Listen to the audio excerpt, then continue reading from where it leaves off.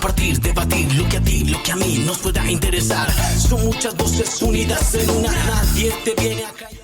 Hola a todos, bienvenidos, ya estamos subidos en el andén de Blue Radio, como ustedes saben, para que no atropellen la opinión. Gracias por acompañarnos en esta noche a través de Blue Radio, de bluradio.com, de las estaciones de Blue en todo el país, en el Facebook Live de los domingos y también en Noticias Caracol ahora en YouTube. Durante el recorrido que hicimos y que ustedes vieron la semana pasada aquí en el andén de Blue Radio con los jóvenes que están marchando, con los jóvenes que están en paro, con los jóvenes que lanzan muchas peticiones al gobierno en estos días de movilizaciones, pues una de ellas es la situación de la educación y cómo pagarse, cómo financiarse la educación en el país. Y uno de esos reclamos es qué hacer con el ICETEX, con el instituto que presta el dinero, que da el dinero, que financia la educación para algunos jóvenes en el país, pero que para muchos se ha convertido en un tormento. Ustedes lo veían en la semana pasada, que muchos decían que eso era entregarle uno el alma al diablo y dos decían otros que eso era como pagar toda la vida un crédito impagable. De eso vamos a hablar esta noche en el andén, primero con Daniel Torres, que es representante de los usuarios de ICETEX, del colectivo ICETEX Te Arruina. Daniel, buenas noches, ¿qué tal va todo? Muy buenas noches, Ricardo. Muy buenas noches a toda su audiencia. Muchas gracias por la invitación. Bueno, primero le pregunto eso y ya me cuenta usted, me da sus explicaciones, sus vivencias y demás, pero ¿por qué esa resistencia? ¿Por qué ese miedo, si se quiere, pavor al ICETEX de muchos de los jóvenes que dicen estoy terminando clases de colegio y voy a buscar dónde estudiar o estoy en estos momentos sin la educación técnica o no tengo que estudiar y no me voy a meter con el ICETEX? ¿Por qué ese miedo? El miedo es porque el ICETEX, lejos de ser una ayuda social, fue en unos préstamos muy leoninos, en unos préstamos con una lógica plenamente bancaria. Por ejemplo, muchos de los jóvenes que incluso aspiran a un crédito educativo desconocen algunos de los peores síntomas que tiene el ICETEX, como es la capitalización de intereses, que es el cobro de intereses sobre intereses. Eso convierte cualquier deuda en impagable. Eso es el interés compuesto. De ninguna forma un crédito de carácter social debería capitalizar intereses. Y de ahí en adelante un montón de costos que se le cargan a los jóvenes que piensan que están asumiendo un crédito de carácter social, pero Sí. terminan engañados, completamente engañados. Bueno, y ese engaño es ¿por qué? Porque ICETEX lo que está diciendo es que lo que busca es, como usted mismo lo dice en esos términos de crédito social, busca ofrecer a los ciudadanos un crédito con la tasa más baja del mercado. Eso es lo que pretende el gobierno, eso es lo que contaba también el alto consejero de la Juventud, lo que cuenta la ministra de Educación. ¿Eso es hoy real o es lo que van a buscar apenas que sea el crédito con la tasa más baja del mercado, crédito educativo? Fíjese que ahí es donde se encuentra el engaño. Le hablan de la tasa más baja del mercado. Sí. Pero resulta que el ICETEX está comparando o está utilizando como marco de referencia al sector financiero. Un crédito de vivienda que tiene una tasa de interés altísima o de Bancolombia. Y ellos dicen que cumplen su función siempre y cuando estén debajo de esa tasa. Y yo siempre he hecho la pregunta, si uno pone la mano en un fuego a 100 grados o pone la misma mano en un fuego de 80 grados, igual uno se quema. Es que uno se quema. Y entonces busca el ICETEX y, por ejemplo, el señor consejero de la juventud engañando con esos dilemas, ¿no? Diciendo, no, es que somos los más bajos, usted verá qué Sí. escoge. Pero no quiere decir que nos estamos comparando con un crédito de carácter social, sino con un crédito bancario de consumo. Claro, claro, esa es la comparación que está haciendo el gobierno, pero lo que terminamos viendo o lo que terminamos analizando después es, bueno, tenemos la posibilidad de ICETEX, la otra opción es justamente irnos al sistema financiero convencional, habitual, y muchos dicen, el argumento también del gobierno, pero también de muchos de los que han pasado por el ICETEX es, con el ICETEX, con lo que yo pago de cuota, pues ayudo a que los otros estudiantes, los estudiantes del futuro, se financien de alguna manera, paguen su educación. Eso no es parte digamos, un compromiso, un pacto social que se debe asumir. Si yo salgo, en la medida de lo posible, en el ideal y tengo trabajo, pues puedo pagarle esa educación a los otros. Ese sistema no funciona. Es que desafortunadamente ese es una forma de presentar y ocultar irregularidades. Cuando usted le dice a un joven que parte de sus pagos van a ayudar a que en el futuro otra persona tenga la misma oportunidad para el acceso a la Sí. educación superior, es evidente que todos quisiéramos hacerlo y todos estamos dispuestos a hacerlo. Lo que ocurre es que no es la realidad de que los pagos nuestros van a fomentar el acceso a la educación superior. En el ICETEX, esos pagos que nosotros hacemos terminan beneficiando y lucrando a los altos funcionarios, a los contratistas del ICETEX. Déjeme darle un ejemplo. A ver. Fíjese que el señor presidente del ICETEX y los altos funcionarios de esa entidad que es bancaria, tiene vicepresidencias, tienen unos salarios, uno diría, bien remunerados.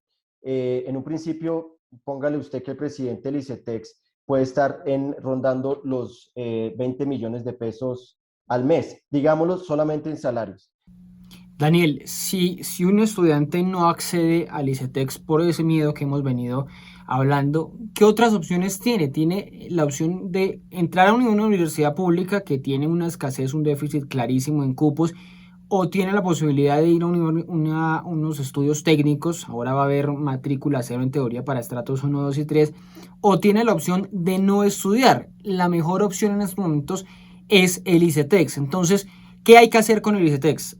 Que hay una reforma pendiente, hay una reforma prevista presentada por el gobierno que sé que no fue socializada completamente, que sé que tiene algunos reparos, muchos sectores estudiantiles, pero ¿cuál debe ser la intervención más clara al ICETEX? Porque la otra es desfinanciarlo poniendo una tasa mínima, una tasa pequeñísima, una tasa social, si quieren llamarla así, y ahí lo que puede pasar es que se impida el acceso a más estudiantes. Al ICETEX, ¿cómo se le puede intervenir para que no se vuelva ese karma impagable?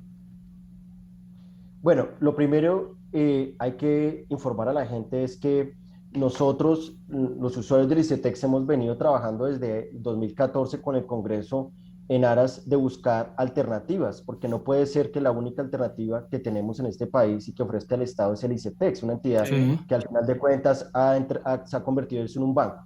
Y nosotros logramos en el 2017 una ley que permite que cualquier ciudadano que quiera acceder a una beca pueda entrar a través de un portal web a las becas que ofrecen los convenios internacionales, a las becas que se ofrecen de forma regional, las que ofrece el Estado, y que no tengamos que nosotros acudir a un crédito educativo del ICETEX, sino que podamos acceder a las oportunidades de becas. Hoy en día se pierden muchas becas porque no se encuentra la información disponible y transparente y fácil de acceder para las personas interesadas. Para que usted sepa, la deserción de los estudiantes con créditos del ICETEX es gigantesca, es monumental, y estas universidades privadas lo único que buscan es recibir y mantener su flujo de caja a través del ICETEX.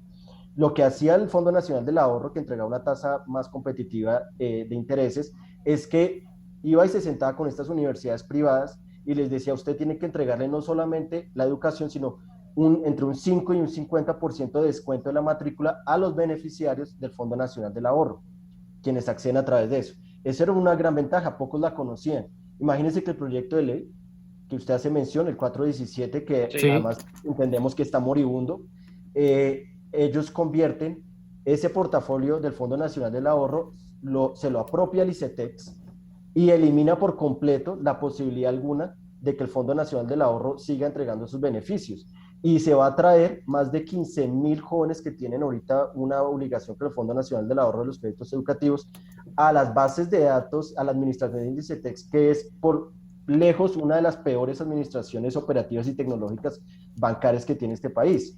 Y esto lo que va a ocurrir es que el ICETEX, ahorita en el país tenemos un oligopolio, desafortunadamente, ahora se vuelve un monopolio. Ese ICETEX que va a convertir la ley va a ser un monopolio, y por supuesto usted sabe que cuando hay un monopolio, las fuerzas del mercado no existen y simplemente el monopolio es el que impone la tasa, las condiciones, y no hay nada que hacer.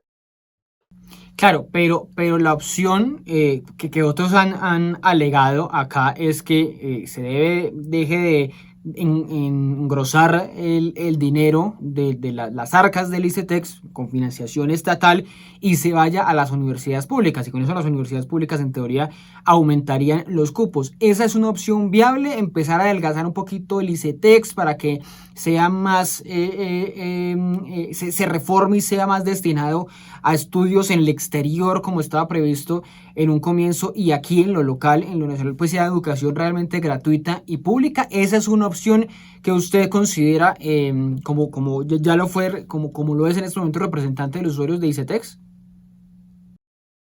Es que es lo que está ocurriendo y debe ocurrir en la realidad, porque fíjese usted que el ICETEX va cada, ahorita precisamente en los siguientes meses se va a discutir el presupuesto del siguiente año, y el Ajá. ICETEX va y vende una portada de identidad que está ampliando el acceso a la educación superior a través de cupos de crédito.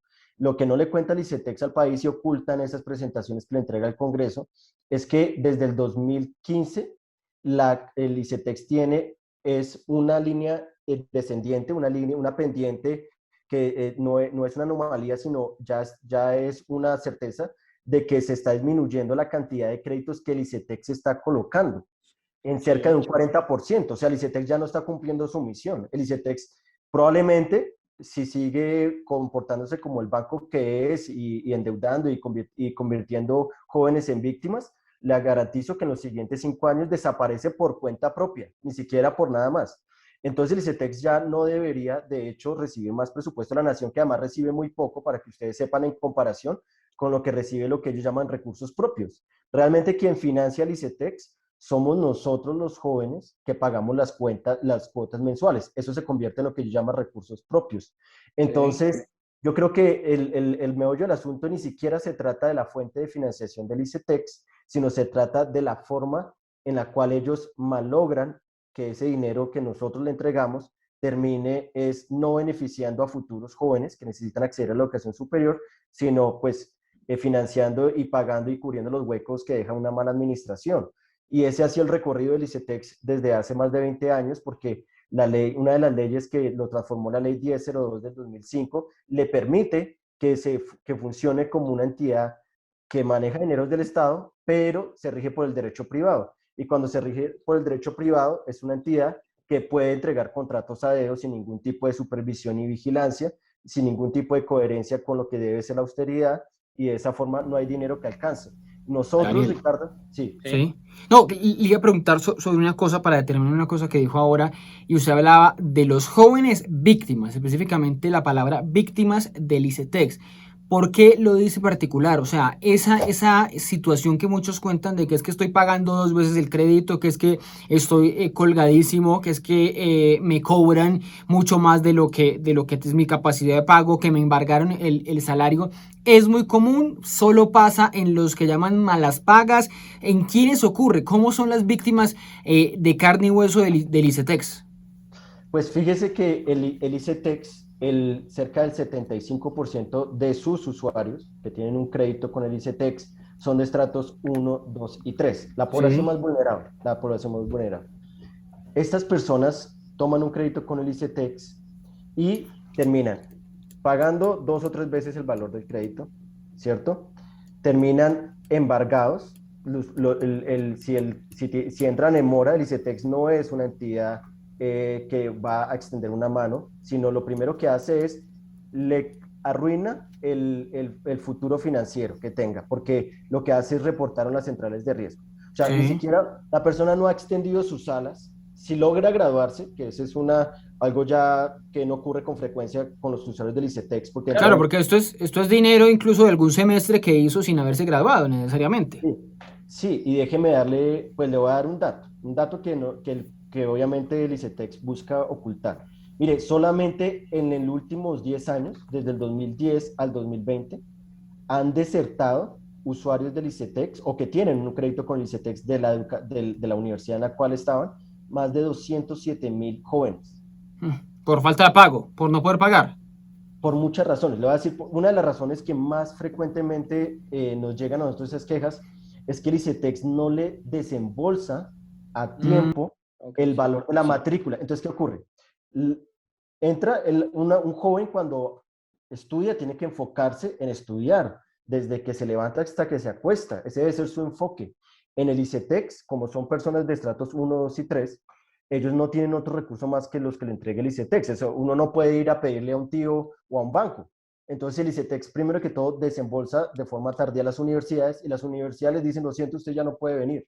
Y lo otro es que el ICETEX también les entrega unos por derecho, tienen que recibir también algunos de estos jóvenes, o muchos de estos jóvenes, un desembolso de sostenimiento. ¿Para qué es el desembolso de sostenimiento? Para alimentación, Sí. para pagar una habitación, porque muchos de estos jóvenes, y es una de las cosas más cuestionables que fomenta el ICETEX, es que los jóvenes que están en las provincias terminan viniéndose a las capitales, muy lejos del seno familiar, y vienen acá a estar solos en Bogotá o en unas capitales de los departamentos, y eso pues ellos necesitan plata para pagar una habitación, plata para el transporte y plata para poder alimentarse. Y el ICETEX les entrega esos desembolsos de sostenimiento 2 o 3 meses después. Entonces, un joven con hambre, con la angustia que le van a sacar de la habitación y tener que caminar kilómetros para llegar a la universidad, pues le queda muy difícil lograr un buen desempeño académico y el ICETEX le exige un buen desempeño académico.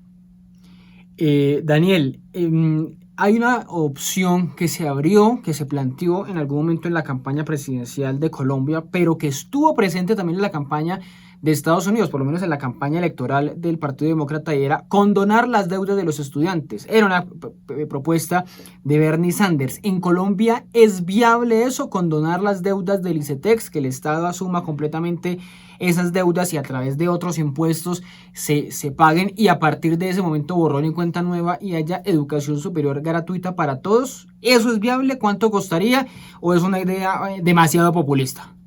Bueno, lo que ocurre es lo siguiente, mire, el origen de esa propuesta de Bernie Sanders, que no es la primera vez que se escucha en una campaña electoral en el mundo en el cual existen estos créditos educativos onerosos, es que si usted hace una comparación entre un joven que tuvo la suerte de que su familia le pagó la universidad y el joven que está endeudado con el ICETEX, si los dos arrancan en el mismo punto, digamos, se graduaron, a este joven que tiene un crédito educativo le tarda más de 8 años que el otro en convertirse en un contribuyente activo de la economía. ¿Qué quiere decir?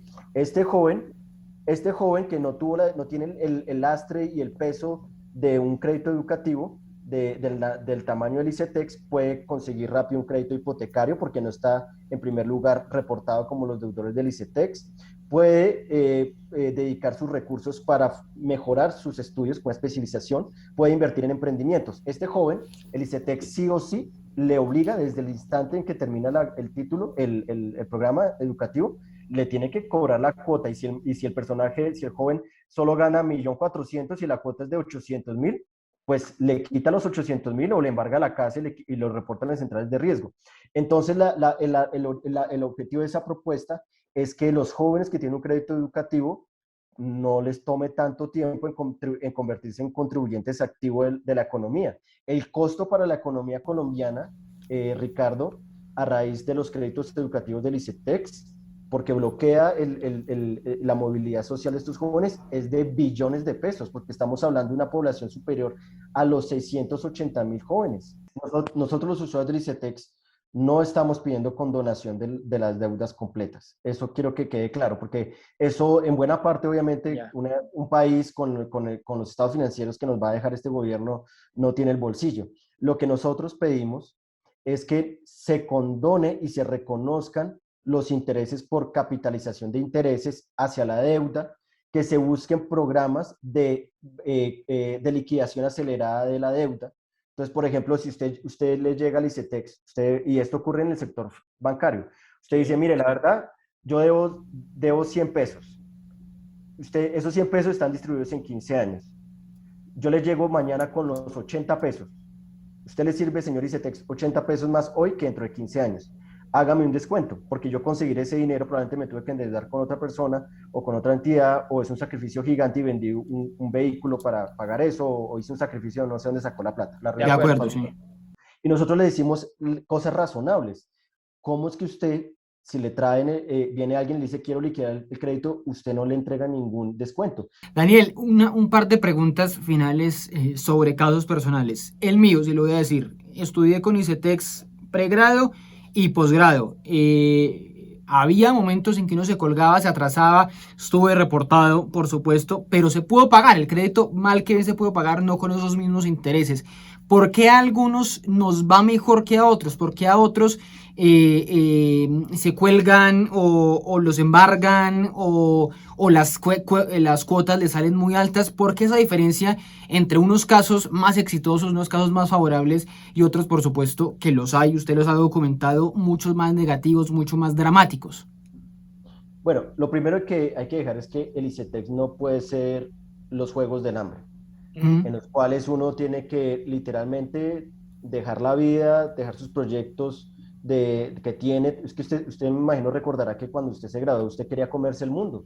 Usted claro. quería hacer una especialización, hacer un emprendimiento. Primero que todo, el ICETEX no puede ser que uno tenga que abandonar eso o ayudarle a un familiar, a su hermano para que logre también un objetivo. El ICETEX desafortunadamente se convirtió en eso, ¿no? En un palo en la rueda. Ahora, no quiere decir que el 100% de los usuarios del ICETEX tengan las mismas dificultades que la gran mayoría. La razón es por la siguiente, Ricardo.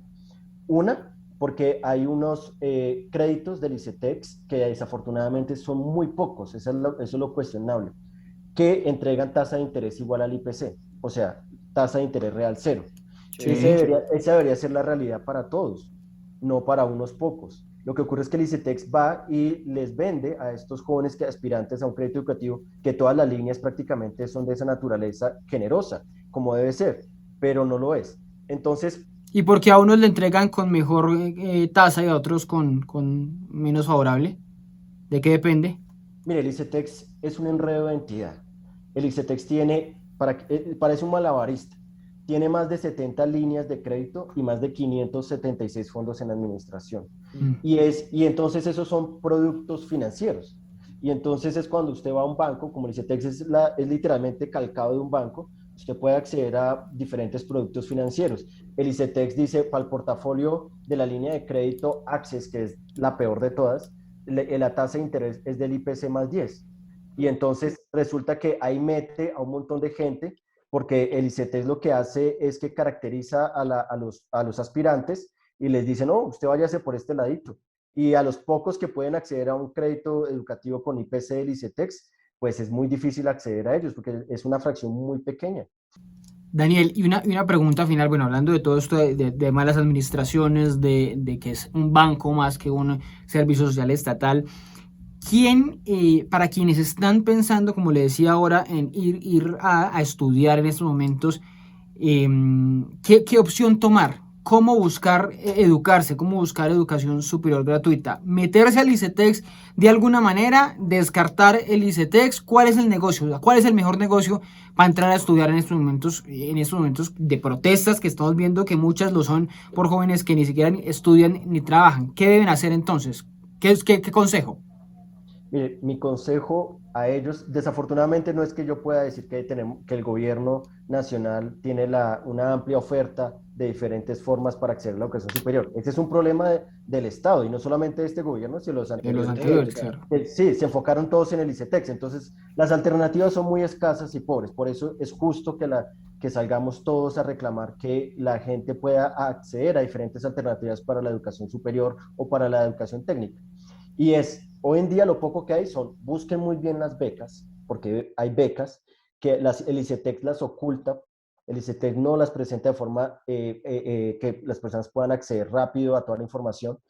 Investiguen acerca de los programas de becas que existen tanto en Latinoamérica. Nosotros tenemos diferentes alianzas con países latinoamericanos como el Ecuador, Argentina, y ahí hay oportunidades, o incluso, de verdad, no piensen que no pueden, busquen oportunidades fuera de este continente. Es que si uno se pone a hacer las sumas y restas, y yo tengo muchos casos de eso, la gente dice, a mí acá en Colombia con el ICETEX pagué 2 veces el valor de la carrera, o sea, me salió en 200 millones, y si yo me voy para un país más civilizado en términos de la educación, allá usted solamente paga el sostenimiento. Miren países como Alemania, Francia, no, o sea, inténtenlo. De verdad que hay que investigar, utilizar las herramientas que nos da Google y de verdad uno puede aplicar a eso y tal vez si tiene la suerte, ¿no? Si tiene la suerte de tener el dinero para viajar allá, puede ser una oportunidad. Desafortunadamente son muy escasas, Ricardo, y eso es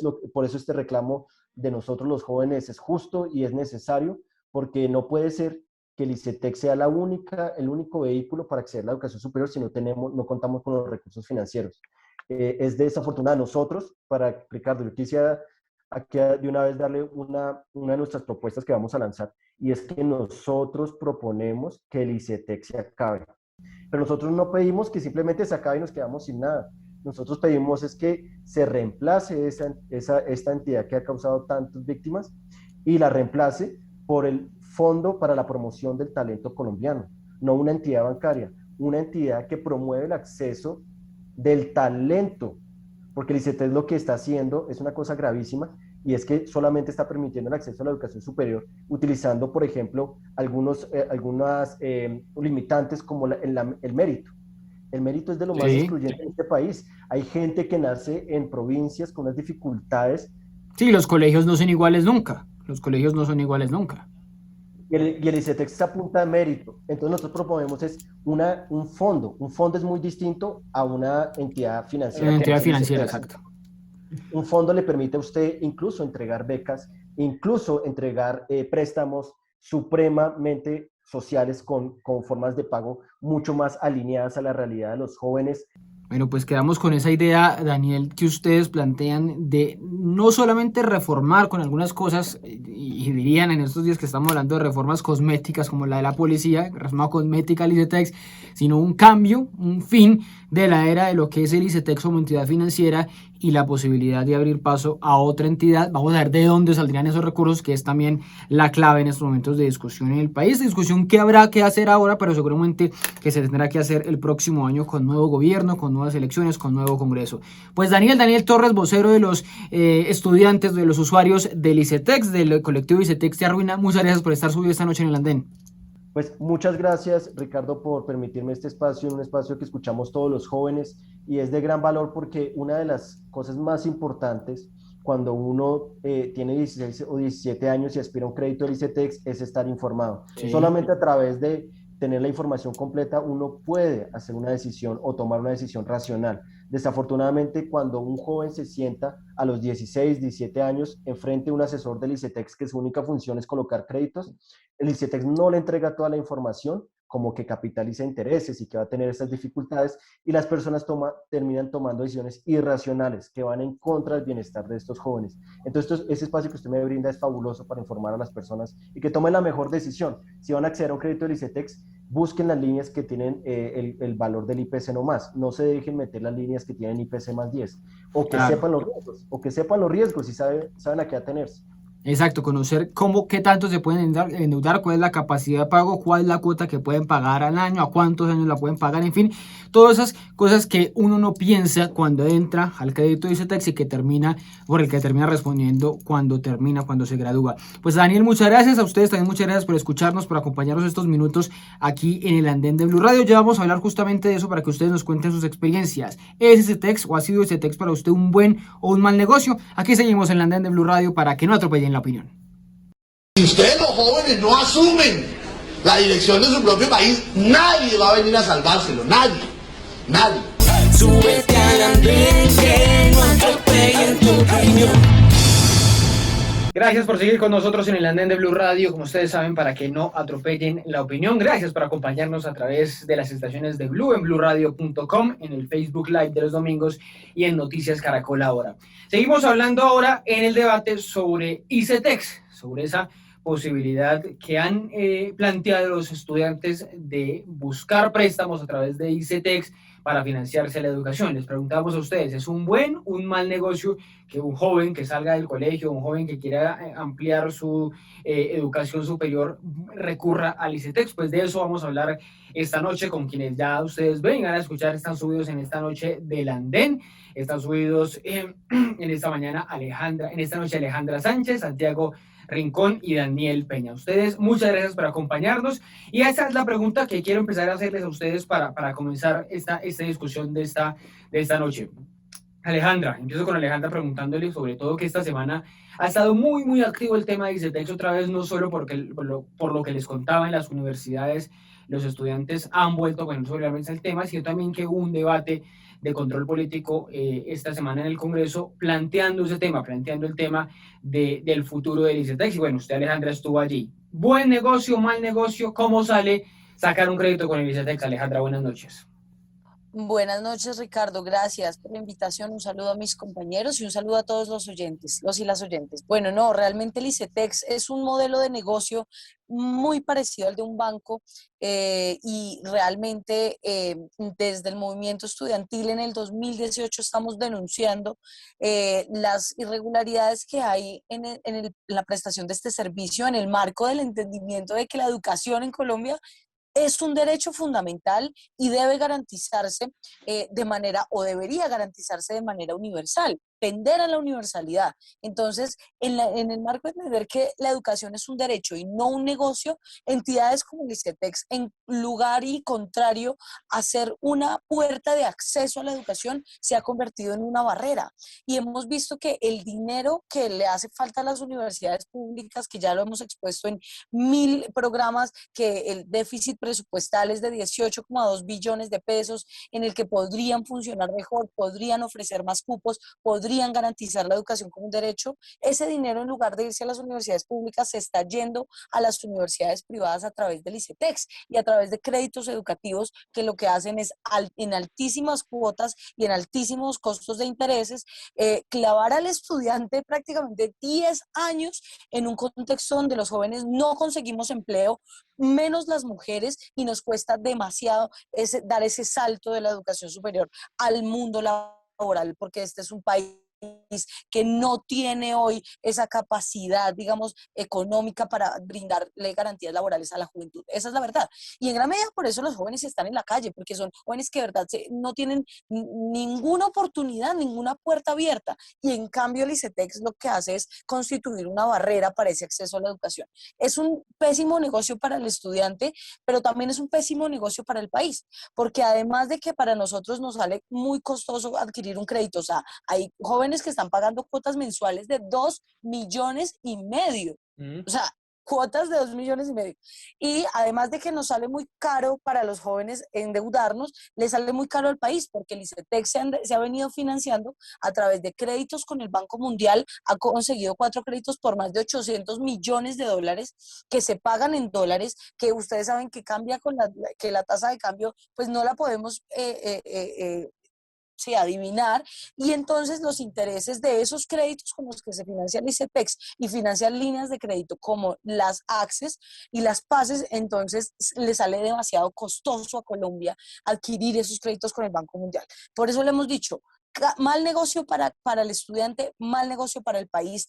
Lo que hay que hacer y lo que hay que buscar es un modelo de financiación a la oferta, que es que el Estado colombiano le dé esa plata pública, esa plata que viene de los impuestos también y que va del presupuesto general a las universidades públicas para que oferten más cupos y que por supuesto el ICETEX no se acabe, pero que tampoco se financie a costa de la desfinanciación de las universidades públicas y que tampoco subsista solo como con el modelo de negocio de capitalización de intereses que en nada favorece al usuario.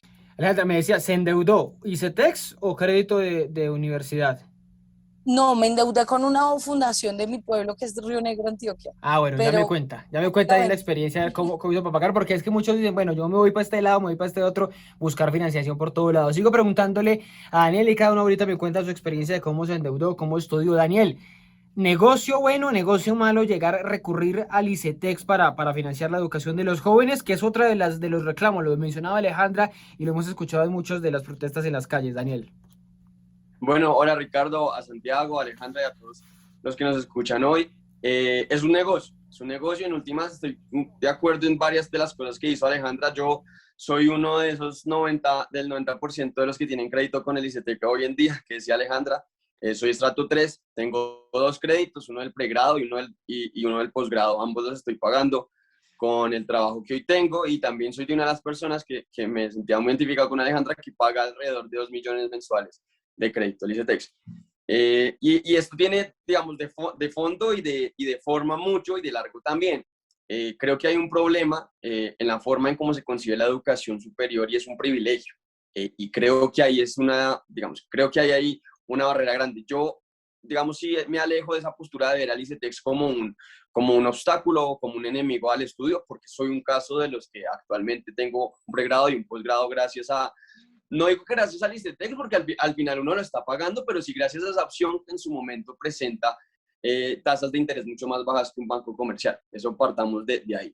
Entonces, el gran problema de Colombia, que de alguna u otra forma los sectores, tal vez políticos, académicos y la sociedad en general, lo ve como un problema estructural de posiciones o de posturas frente a un modelo económico. Yo lo veo más es como un problema social y estructural del país. Y es que en el país la educación superior es extremadamente costosa. Y la educación de calidad en el país es extremadamente costosa. Es decir, cuando yo salí del colegio en el 2012, en ese tiempo la carrera que yo estudié estaba alrededor de unos 6 millones de pesos. Mi mamá es una persona trabajadora, en ese tiempo estaría ganando 2 millones de pesos, entonces usted básicamente le está diciendo a una persona, a una familia, que éramos dos, mi mamá y yo, le está diciendo a una persona que tiene que ahorrar casi 3 meses de su sueldo sin gastarse un centavo Completico, para usted tener a su hijo en la universidad que quiere. Es una locura. O sea, eso es lo que usted le está diciendo es, si usted quiere entrar a una educación superior, usted tiene que ser rico, tiene que ser una persona que tenga mucha posibilidad de tener algún tipo de crédito, de educación superior de calidad, pero al estrato 3, al estrato 2, al estrato 1, a quienes de alguna u otra forma vivimos de un salario normal, pues es muy difícil y de ahí parte la idea de pues, que se creen los créditos y que el Estado por medio del ICETEX sea el que de alguna u otra forma distribuya los recursos de la educación para que más gente acceda a la educación. Entonces, ese es el principal problema y yo creo que el principal análisis que tiene que quedarse acá es que hoy en día la transformación de fondo que tiene que hacer el país es dejar de ver la educación superior como un privilegio y más como un derecho que de alguna u otra forma contribuye en general a cambiar todos los problemas estructurales de la sociedad. Si usted tiene una persona educada en un nivel de educación superior, usted tiene a alguien productivo, usted tiene a alguien que trabaja, usted tiene a menos personas haciéndole daño a otras personas. Eso, digamos, partiéndolo por ahí. Ahora, ¿qué pasa con el tema del ICETEX? Pues el ICETEX, en últimas, como en mi caso, termina siendo la única opción de financiación de una de la carrera que yo quiero. Y no es tampoco lo planteo como una dicotomía, y bien, creo que Alejandro también lo decía muy bien, no es una dicotomía entre lo público y lo privado. Es decir, el estudiante del colegio de mi barrio, o del norte o del sur, que quiere estudiar en la nacional, debería poder hacerlo tanto como el estudiante del sur de Bogotá o del sur de Antioquia o del sur de Cali que quiere estudiar en el Externado, en la Javeriana, en los Andes, en la ICESI, en muy buenas universidades, ¿sí? Y creo que ahí está el segundo problema estructural, que el ICETEX en verdad termina siendo pues lo que es un negocio, ¿sí? Y con tasas que son muy altas, que son básicamente tasas en donde yo le digo, yo salí de estudiar mi pregrado en el 2018 y hoy en día sigo pagando esa deuda y no veo el día en acabarla porque es un golpe durísimo para una persona pero a pesar que de acaba eso, entrar pero trabajar. a pesar de eso, Daniel no lo ve como una barrera porque Alejandra ponía esa palabra, barrera, obstáculo para la educación. No es una barrera, no es un obstáculo, no es un Yo no lo daño. veo como una barrera, Que sea un evidentemente no, negocio, porque si sí. hubiera sido una barrera, pues no me hubiera podido, digamos, tener, no hubiera podido lograr pues lo que logré en el pasado, pero sí, claramente lo veo es como una herramienta que se está utilizando de mala forma y que necesita una reforma estructural urgente. Pero vean mi caso, que es uno de los pocos casos que hoy en día dice, oiga, el man terminó de estudiar y gracias a Dios, a la vida, tiene un trabajo estable y puede seguir pagando las cuotas. Pero ahí entra el segundo problema, y es que yo soy de los afortunados que salió a conseguir trabajo y tiene un trabajo estable que le permite pagar las cuotas. Más del 50%, ahorita leí una estadística, más del 50% de las personas que adquieren un crédito con el ICETEX, Ricardo, duran entre 1 y 2 años para conseguir su trabajo. Y el ICETEX a uno, lo que pasa en el pregrado, el ICETEX de uno le da un tiempo de gracia. 6 meses, máximo creo que es de 1 año, para que usted consiga trabajo. Si usted no lo consiguió, Ricardo, usted no solo está desempleado, no solo tiene un título que no ha podido, digamos, la educación es una inversión, claramente, pero que no ha podido redimir, por decirlo de alguna forma, que no ha podido estar. Y tiene otro problema mayor aún, y es que tiene ya de entrada una deuda que puede durarle 3 o 4 años. Bueno, escucho ahora a Santiago sobre esa misma pregunta, sobre si es un negocio o no, pero también para que vayamos entrando en la discusión, que empiezo a escuchar aquí todas esas voces de reforma, reformar, cambiar, hacer algo con el ICETEX para que no siga existiendo eso. Lo decía el consejero para la juventud hace unos días aquí aquí en el andén, que hay que buscar que el ICETEX sea el crédito con la tasa de mercado más baja, pero sigue habiendo un interés, sigue habiendo un cobro para los estudiantes en medio de eso, así vayan a reformarlo. Santiago. Ricardo, ¿cómo está? Un saludo para usted, para Daniel, para Alejandra. Bueno, ya han tocado muchos de los temas o de los puntos clave que yo pensaba tocar, entonces para no llover un poco sobre mojado me remito a su pregunta original, Ricardo, y ¿es un mal negocio, es un buen negocio? Para el estudiante, pues hay que decir, y yo pienso que es un mal negocio, pero también surge otra pregunta, ¿pero qué más hace? Es que ese es el gran problema. Me parece un mal negocio, pero ¿qué más hace si usted quiere acceder a la educación y no tiene forma de hacerlo por X o Y motivo, porque el puntaje del ICFES no le alcanzó para una universidad pública, porque no pasó el examen de la Universidad Nacional, etcétera, etcétera? Si usted no logra entrar a una universidad pública y entonces le toca recurrir a una universidad privada, pues ¿qué más hace si no es el ICETEX? Es que ese es el problema, que es un mal negocio, pero la gente tampoco tiene otro camino. Yo creo que ese es el primer punto que hay que ver, y ahí estoy de acuerdo totalmente con Alejandra en lo que dice, pues que obviamente aquí hay un problema de fondo y es el problema de la financiación de la universidad pública, y que los estratos 1, 2 y 3, que ocupan el 91% de los créditos del ICETEX, pues son los que tienen que acceder a esta ayuda financiera que, como usted lo decía, tiene unas tasas muy parecidas a los de un banco. Digamos que la gente encuentra algunas facilidades en el ICETEX para preferirlo sobre la banca privada, por decirlo de alguna forma, pero no tienen en realidad alternativas de fondo. Eso es lo primero que quiero plantear. Y un punto diferente, y que lo tocaba Daniel al final, que es muy importante. Yo digo que uno de los problemas de Colombia es que cada reforma o cada plan estructural del país se ve como una rueda suelta. Entonces aquí estamos acostumbrados a que se hace una reforma tributaria y no se liga con una reforma laboral, o sea, es una reforma, o se quiere hacer una reforma pensional y no se liga con una reforma laboral, cuando todo no podemos ver esto como una rueda suelta. Y yo creo que Daniel da en el punto, claro. Y yo creo que Daniel da en el punto, y es que el ICETEX, por ejemplo, parte de un pecado, o el modelo del ICETEX parte de un pecado, y es el desempleo juvenil. Es que las tasas son exorbitantes, y lo peor es que, mire, la mayoría de beneficiarios del ICETEX, no por mucho, pero igual son la mayoría, 52 o 53%, no tengo la cifra exacta, son mujeres. Entonces, la mayoría de beneficiarios, por decirlo de alguna forma, o de usuarios del ICETEX son mujeres, y resulta que las mujeres jóvenes son la población más desempleada de este país, pero es que además la cifra es aterradora. La cifra, acabó de salir el balance del DANE, digamos, del trimestre móvil entre febrero y abril, y la cifra es del 31% entre mujeres jóvenes. Es brutal. Brutal, claro, y es la población que más se está endeudando con el ICETEX. Entonces ahí conecto las dos ideas. Cuando yo decía que las reformas o que los cambios no pueden ser ruedas sueltas, pues es que hay que mirar eso. Entonces, ¿cómo mantenemos el esquema del ICETEX si no lo vamos a acabar? Pero entonces, ¿cómo hacemos para que la gente, por lo menos cuando salga, tenga una oportunidad de empleo?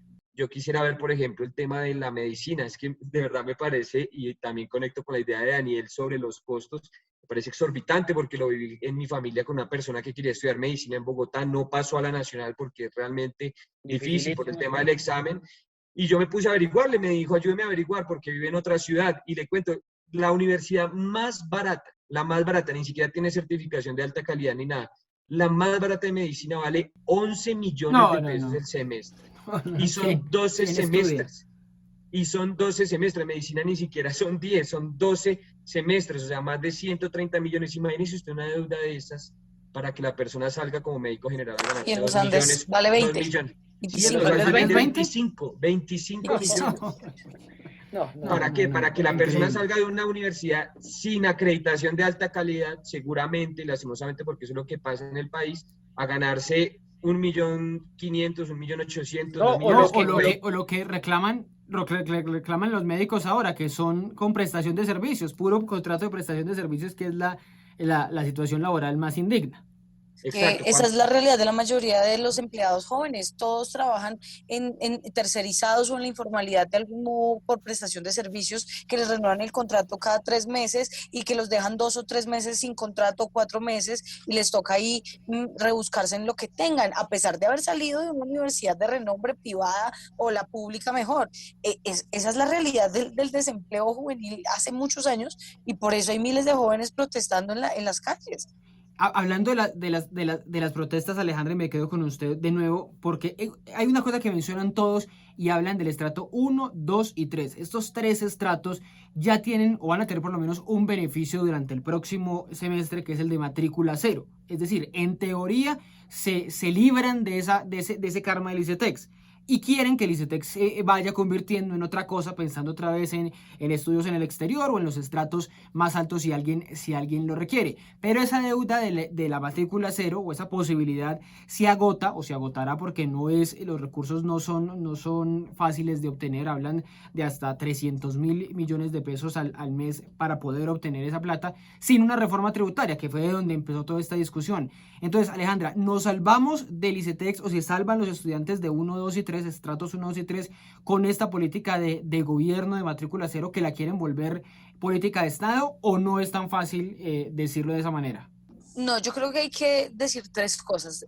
Lo primero es que el avance en esa ruta de matrícula cero hay que celebrarlo, pero hay que entender que fue una victoria del movimiento estudiantil. En el 2018, cuando hicimos nuestro paro estudiantil de 3 meses, desembocamos en esa mesa de negociación que firmamos, a la que llegamos a un acuerdo con Duque, con la ministra, con José, que es el viceministro. Llegamos a un acuerdo y el cual yo pude asistir como el representante de las universidades privadas, y ahí dijimos 3 cosas en esencia.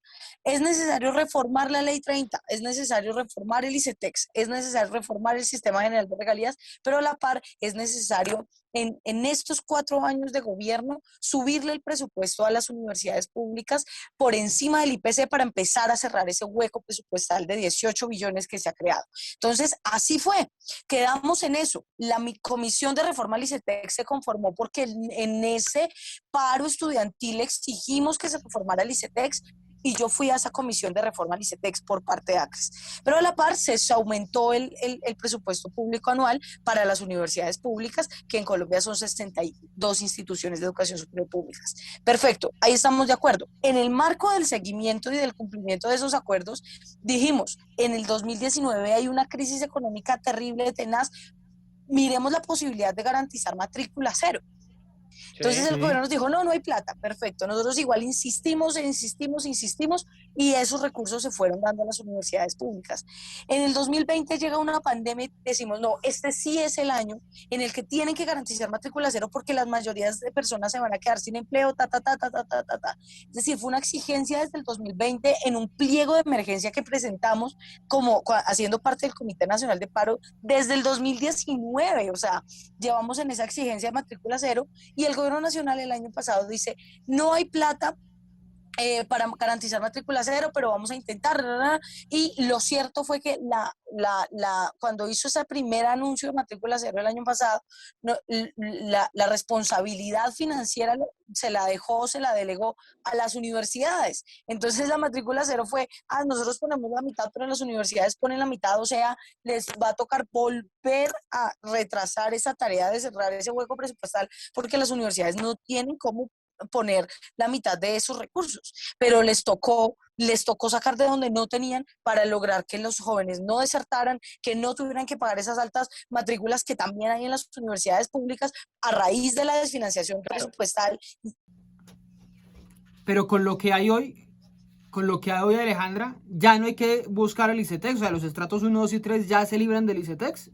No, pues absolutamente ¿Por qué? para nada, por 3 razones. Primero, porque no sabemos de dónde va a salir esa plata de la matrícula cero que anunció Duque, y que ya pasamos 3 derechos de petición que hasta hoy tienen plazo de respondernos. Lo segundo es que no se van a salir los más o menos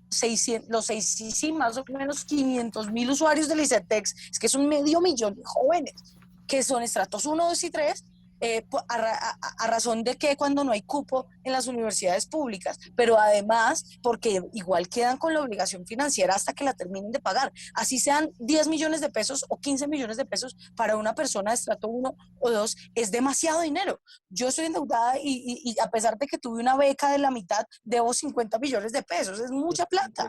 Entonces, a pesar de uno estar becado y ser uno pues piloso y todo, no, entonces si uno no es piloso, pues imagínense qué futuro tiene. Daniel y Darío y Santiago, se me quedo esos últimos minutos preguntándoles sobre eso último, sobre matrícula cero. Libres quedamos chuleados en el problema de educación en el país con matrícula cero, por lo menos para los más vulnerables, Daniel. No, Ricardo, es un problema estructural, es un avance, es un pequeño avance, va por 6 meses. Yo también me hago la misma pregunta de Alejandra porque va a sonar contradictorio, pero el artículo 10 de la reforma tributaria que se hundió en el Congreso tenía ese aspecto de matrícula cero, claro. Y bueno, tenía unos componentes que no compartía, pero en ese componente estaba, pero ahí sí estaba, digamos, tal vez de pronto un poco más claro de dónde iban a estar los recursos. Ahora, bien, digamos, en esta nueva situación que uno salga a decir carro, casa y beca, para tal vez de pronto calmar los ánimos, pero que al final en 2-3 meses pues no encuentre la plata para hacerlo, eso lo único que va a hacer es retrasar un estallido social muchísimo, muchísimo peor. Entonces no, por supuesto que no, es un gran avance. Yo siempre estaría a favor de cualquier tipo de ayuda, de reducción, de condonación para que jóvenes puedan estudiar, porque yo creo que la educación, como le decía al principio, es la única forma de que usted tenga una sociedad mejor, y entre mejor educada sea su sociedad, más productiva va a ser, y va a ser una sociedad pues que va a echar para adelante. Y para cerrar, yo sí creo que aquí tiene que haber una reforma al modelo de fundación que tienen muchas universidades privadas y a la forma como esta se maneja. No, y el supuesto sin ánimo de lucro, el supuesto ánimo de lucro que no tienen, que es una locura, que obviamente tienen ánimo de lucro. Por supuesto, es que son empresas, o sea, que no quedó nada más demostrado en la pandemia que las universidades son empresas. Si fueran fundaciones, por la labor social que realizan, muchas de las personas que hoy no pueden estar en este semestre estudiando, estarían estudiando porque cumplen una labor social mucho más fuerte. Claro. Pero creo que, y suena muy restrictivo y de pronto, tal vez de pronto raya con lo que normalmente pienso sobre la propiedad privada y sobre la iniciativa privada, pero estas instituciones sí cumplen una labor totalmente diferente y por lo cual sí tienen que tener una regulación, por lo menos en los costos que ellos les ofrecen a los estudiantes. Bueno, esa sería otra, poner, no sé, Imagínense tablas, que hubiera topes. pasado la reforma del 2011 que Santos quería meter el animal. Claro, la de la ley Imagínense. 30 que causó ese, claro, que era privatizar aún más la educación. Bueno, esa sería habría una discusión gigantesca si hay que establecer unos topes, unos mínimos, si usted es tan bueno, pues o puede cobrar tanto, o si es tan malo no puede cobrar tanto, si no tiene acreditación. Santiago, o cobre lo necesario, digamos, cobre lo necesario. Es absurdo, Ricardo, una carrera de medicina, como bien decía Santiago, no puede costar 20, 50 millones, sí. Es totalmente irrisorio, y también que usted tiene que ver que en una sociedad, pues en esta sociedad en la que vivimos hay mucha desigualdad, hay mucha gente desempleada. Después de esto la gente quedó, perdónme la expresión, pero muy jodida de todo lo que pasó. Santiago, sobre matrícula cero, eso último, y sobre reforma eventualmente al ICETEX. Bueno, sobre matrícula cero, muy corto, pues básicamente puede ayudar a los estratos 1, 2 y 3, pero que están en la universidad. Pero es que aquí el problema es la gente de estrato 1, 2 y 3 que no está en la universidad, y ese es el gran, digamos, el gran grupo de los jóvenes que está afuera marchando, los llamados ninis, que a mí no me gusta mucho ese término, pero bueno, los que ni estudian ni trabajan, pero porque no tienen oportunidades, ¿no? Te quería contar esto muy rápido, Ricardo. Me puse ayer a cacharrear un poquito ahí por el SECOP y me encontré, por ejemplo, que en los próximos 8 días van a firmar 2 contratos, vea. Uno con CIFIN, que es algo parecido a Data Crédito, sí, para que le averigüe al ICETEX absolutamente el salario de todos los estudiantes, el salario real. Yo creo que eso es partir de la mala fe. Yo creo que eso es partir de la mala fe, o sea, el ICETEX... De que son malapagas. Sí, no, y que son mentirosos. Entonces el ICETEX aquí está diciendo, hombre, estos pelados lo que hacen es mentirnos sobre su salario, entonces hágame el favor y me averigua con un contrato de 90 millones de pesos cuánto gana cada uno, porque ellos son unos mentirosos que nos dicen mentiras con su sueldo. Eso ustedes pueden entrarlo ya al SECOP, ahí está colgado el contrato, se montó el miércoles 8 de julio.